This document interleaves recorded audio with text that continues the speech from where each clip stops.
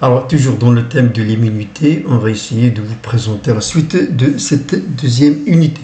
On a parlé déjà des microbes et ses caractéristiques, ses dangers. On a parlé de l'immunité naturelle, mais il y a autre immunité, normalement, qu'on va essayer de vous présenter, Inch'Allah, dans cette vidéo. Alors, cette immunité-là, normalement, il a un nom, ce qu'on appelle l'immunité spécifique à médiation humorale. Tout ça, on va essayer de le traiter pendant cette vidéo, Inch'Allah. Pour cela, on va essayer de vous faire un rappel. Donc, dans le cas de macrophages, on a dit, c'est-à-dire ces polynucléaires, ils vont normalement d'attaquer les microbes qui vont entrer dans le corps, les antigènes, mais dans un deuxième cas, c'est les microbes qui vont se multiplier et vont provoquer la mort de ces polynucléaires. Dans ce cas-là, quel est normalement l'autre moyen de défense? Donc en cas d'échec, quel est l'autre moyen de défense de notre corps? Pour cela, il y a une observation qu'on peut constater. Lorsqu'il y a une infection microbienne, il est accompagné d'un gonflement de ganglions lymphatiques près du site de la plaie. Ici, je vous ai présenté le système lymphatique. Il est constitué par un réseau de vaisseaux lymphatiques et des ganglions lymphatiques, des renflements qui sont qu'on appelle les ganglions lymphatiques. Quel est le rôle? On va essayer de le voir progressivement pendant cette vidéo-là. Ici, vous avez par exemple, si on a ici une plaie, une blessure, il est accompagné d'un gonflement de ganglions à proximité de cette plaie-là. Si l'infection il est là, on peut voir le gonflement qui est ici, près du site de la plaie.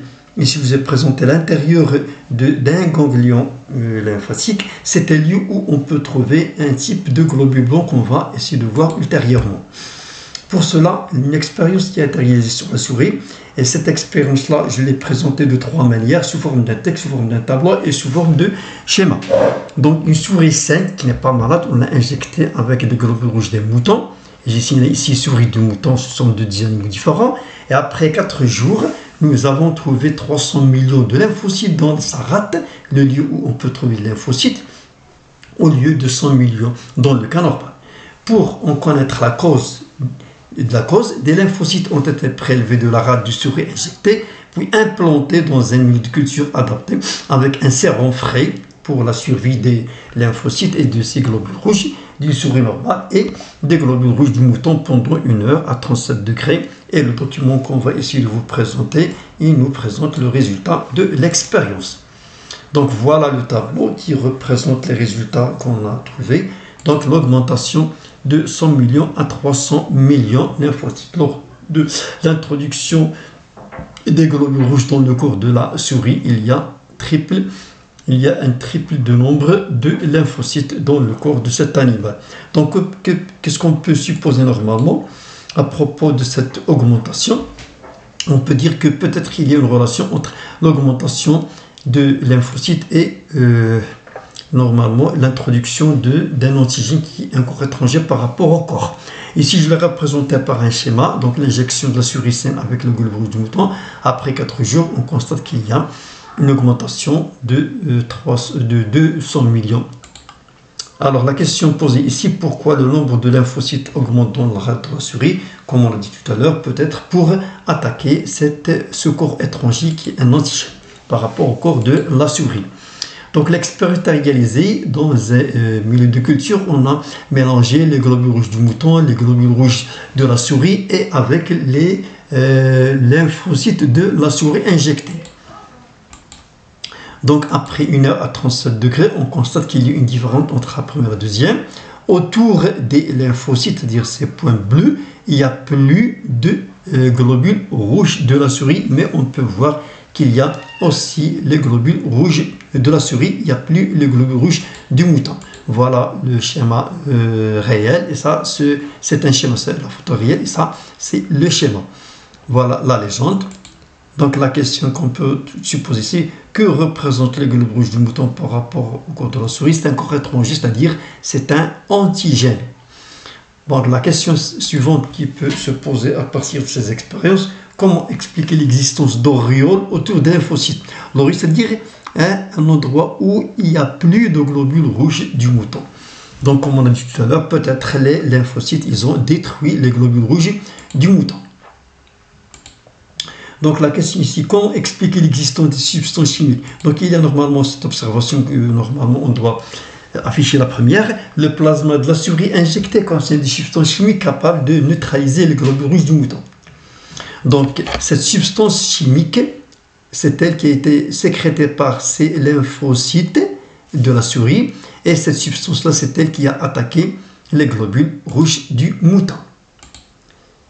Donc, la question suivante, on remarque la présence de globules rouges de la souris dans les auréoles entourant les lymphocytes. Expliquez pourquoi. Parce que les lymphocytes de la souris, ils ont la capacité de distinguer entre les globules rouges du soi, c'est-à-dire de la souris, et ne pas la détruire, alors qu'il va détruire le corps étranger qui sont les globules rouges du mouton. Alors, comment peut-on expliquer cela? Donc, les lymphocytes qu'on va voir tout à l'heure, ça, c'est un exemple. Supposons qu'un antigène qui a cette forme, à la surface, il a des choses par lesquelles il est reconnu cet antigène-là. Ce lymphocyte-là, il l'a reconnu. Qu'est-ce qu'il a fait? Qu'est-ce qu'il va faire? Il va le laisser. Et après, il y a une activation, une multiplication de ce lymphocyte qui a reconnu cet antigène.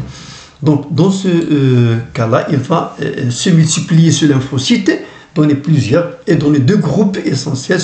Premier groupe, ce sont les lymphocytes B mémoire qui vont reconnaître, qui vont se rappeler de la forme de l'antigène qui est entré. Deuxième groupe qui va travailler directement, il va se transformer en plasmocytes, c'est-à-dire des cellules productrices d'anticorps spécifiques pour cet antigène-là. Ces anticorps sécrétés, ils vont se rattacher à l'antigène qui est entré au début, et après, il vient, on a un complexe antigène-anticorps, et après, ils vont venir les macrophages qui vont attaquer ce complexe-là et détruire et rejeter les déchets qui sont inoffensifs par rapport au corps. Alors, toujours dans le même domaine, bon, ici on a parlé des lymphocytes. Ici vous avez un nombre ou bien un exemple. Il y en a 3-6 lymphocytes, mais il y en a autant de lymphocytes que d'antigènes dans l'environnement. Alors ici je vous ai présenté quelques exemples.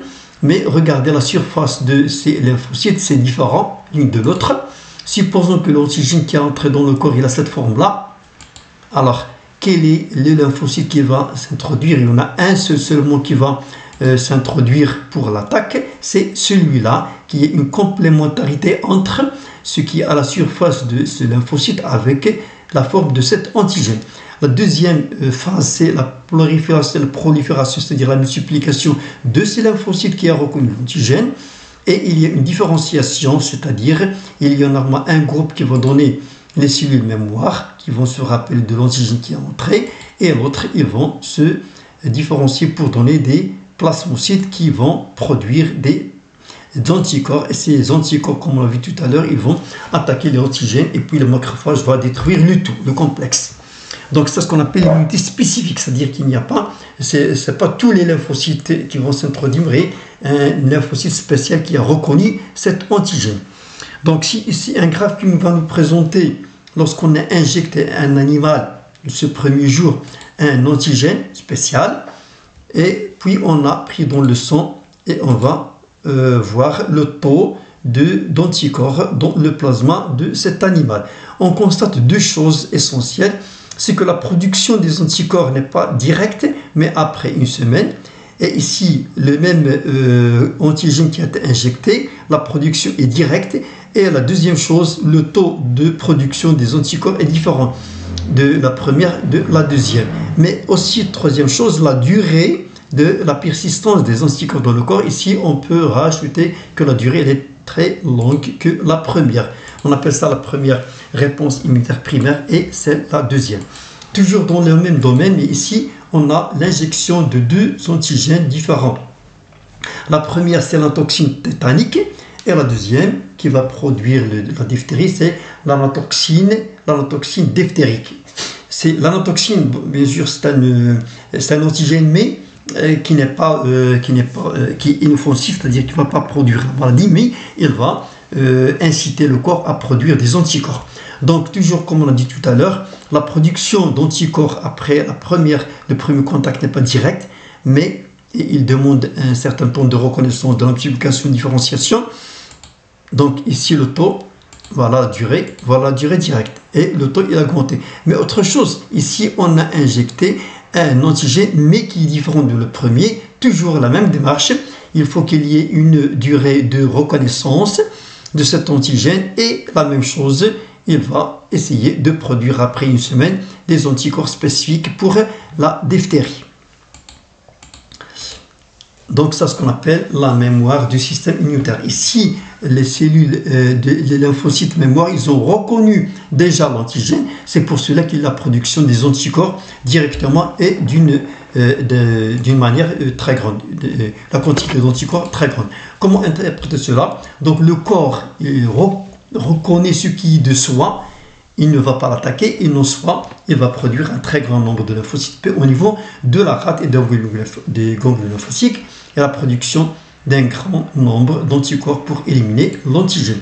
Donc ce type d'immunité normalement spécifique est appelé immunité spécifique et innée, c'est-à-dire acquise. On l'a acquis après l'injection, l'introduction de l'antigène dans notre corps, et il est à médiation bien à voie humorale, c'est-à-dire par la production des anticorps circulant dans notre sang. Merci de votre attention, et je vais vous laisser avec Einstein, le scientifique Einstein, qui dit que la folie est de faire la même chose encore et encore en espérant des résultats différents. Merci de votre attention.